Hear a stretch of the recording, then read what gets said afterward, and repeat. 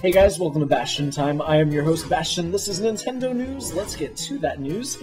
Apex 2015 originally was going to have Project M as a tournament, and Nintendo contacted Apex and said, no, you can't have a modified, unofficial version of a Nintendo game competition. That's not okay. So now it is not going to be there.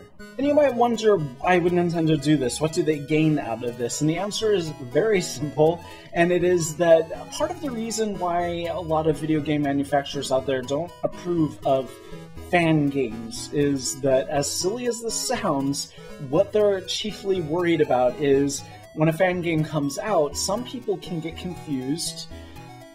I know this sounds crazy, but I have seen it happen. Some people will get confused and think that this fan game is an actual game, and if it's a poorly made fan game, they might think, oh, geez, what the heck?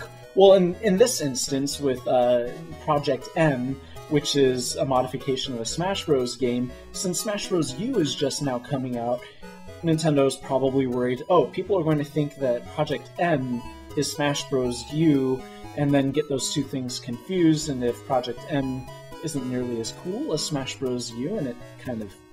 it's up to your opinion to decide whether that's the case or not, but they just don't want people getting confused. Now, I know you probably doubt me and you say, how could anybody possibly think that a fan game is an actual game? People are more informed than that, right? Wrong! Because over on the Zelda Dungeon channel, at which I am a host, one of the series there is the site owner playing a fan game, and there were tons of comments about, oh, well, how have I never heard of this Zelda game before? When did this come out? What system was this for? It's a fan game. It didn't. Nintendo did not make this, and it's... some people can get confused. So that was probably Nintendo's reason why they shut it down. Here is a Super Mario Bros. Striker ad. That was a soccer game starring the Mario's characters, and this was rejected. This was not allowed to go to print, and you can possibly tell why.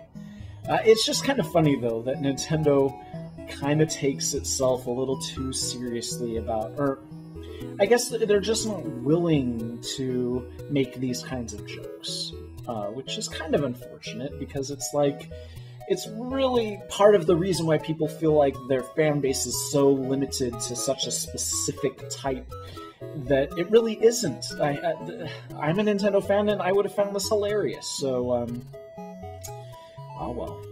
In Japan, the 3DS, the new Nintendo 3DS, has a very strange internet filter on it, wherein if you try to visit a site that it thinks is an adult site, is not, maybe not even necessarily an adult site, but just one that for some reason it thinks could possibly be, it will charge you a minuscule amount of money to be able to visit that site, so that the logic behind that is, well, a kid isn't going to have access to be able to pay this money, so if somebody's able to pay this money, then they are likely an adult. It's very convoluted, it makes no sense, and so that is why I am glad to hear that in Australia, where the new Nintendo 3DS is soon coming out, or has already come out, I don't know, it does not have that filter.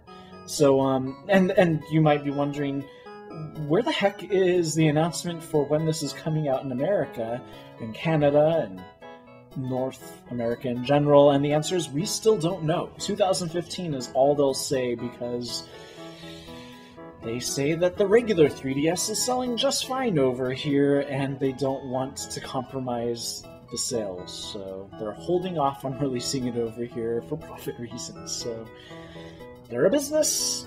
That's the way these things go, but it's frustrating because I'd really like to get my hands on one. Oh well. Anyways, that's it for this episode of Nintendo News. See you guys tomorrow for more news. Bye, guys!